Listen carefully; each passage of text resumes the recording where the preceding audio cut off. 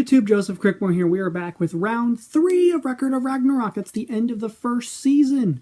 And our matchup is Sasaki KOJIRO for the humans and Poseidon for the gods. So this is a matchup that is very pivotal to the story, and we're not going to get into most of it until we talk about the round as a whole after the fact. But man, it feels weird because I know stuff about KOJIRO, and the stuff I know about him is because of his famous duel with Musashi. And if the story is correct, because it's already hyperbole and exaggeration, considering they didn't have many witnesses to their duel, it's all hearsay and then exaggerated over the centuries. But isn't the whole story the fact that KOJIRO lost? So, doesn't exactly fill me with confidence, but the fact that he was chosen for Einherjar in the first place is something. It's very interesting. What did Brunhilde see in KOJIRO to pick him for the Ragnarok? Considering she also picks Soji Okita. Why do I bring that up? Well, there's some things I'm going to talk about when we get to the end of this round, in the end of this video. Considering where I am in the manga as well. I won't spoil anyone if you don't want to read the manga, but it's a very weird parallel I'm going to bring up later, but it makes more sense to do that when we get to that specific episode, though. But that episode's in a weird position, so I will figure something out. So the matchup is basically a very arrogant and prideful god versus humanity's greatest loser. What could go wrong, right? We got really close in the last one. Adam was so close to knocking it to Zeus. But let's see if we can go further than that. So the next time you see me will be the post-round 3 discussion. And cut. Alrighty. Post-round 3 discussion, which is basically season finale discussion. But it's not a season finale discussion because the way Ragnarok is framed, I discuss each round as a whole. So the usual tradition for these videos with the finales won't apply to Ragnarok because of the way the rounds are structured. So going into round 3, it's KOJIRO and Poseidon, and wow. The fact that Poseidon gave KOJIRO any amount of time to plan, to prepare during the match itself, like Poseidon didn't move. KOJIRO's like, okay, you're giving me all this time, you don't see me as a threat yet, so I'm gonna just sit here and I'm gonna get that mental image and predict your every move. And then when the match starts, he actually surprises us. And then Poseidon takes it up a gear, and then things happen. Then KOJIRO hits another gear. But then Poseidon's like, okay, I'm done screwing around. And then decides to break KOJIRO's weapon. Now when it comes to their flashbacks, the one that matters specifically is Poseidon.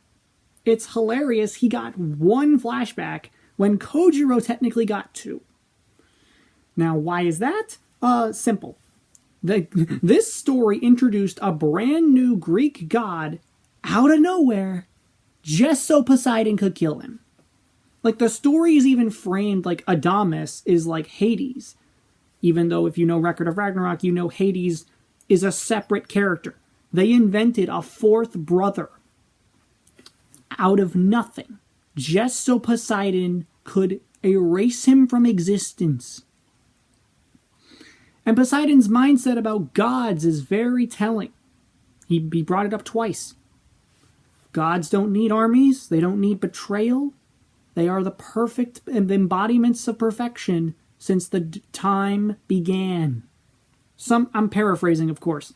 But he's basically saying that a god doesn't need an army. A god doesn't need to betray. A god is supposed to already be perfect.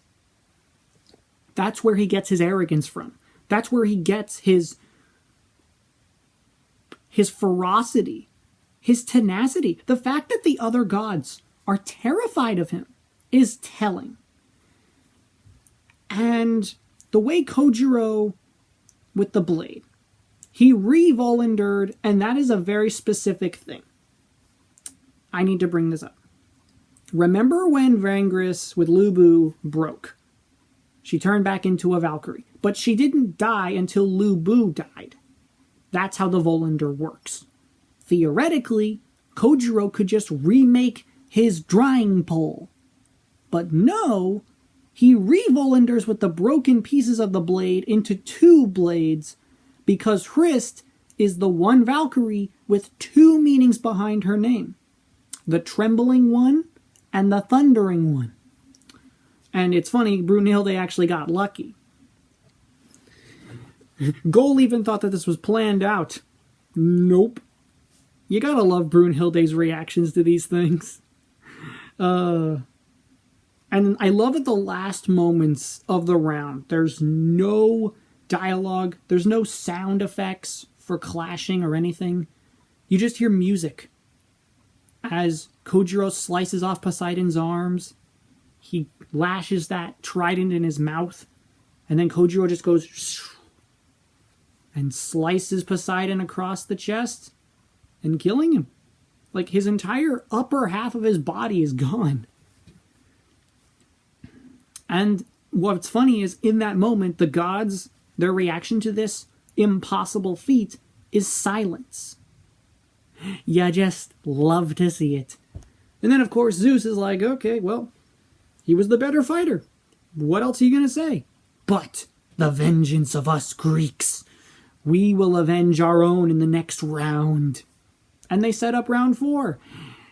Hercules, Jack the Ripper. Before anyone says anything, I know it's supposed to be Heracles, but we're going with Hercules because it's the more accepted name. So with all that being said, I'll see you in round 4. And thank you all so much for watching. Hope you liked it. Hit the like button, subscribe, share the video with a friend. Make sure you join the Patreon. Check out all the other cool stuff that's over there. And of course, keep your notifications on, because as always, I will see you in the next one. Goodbye.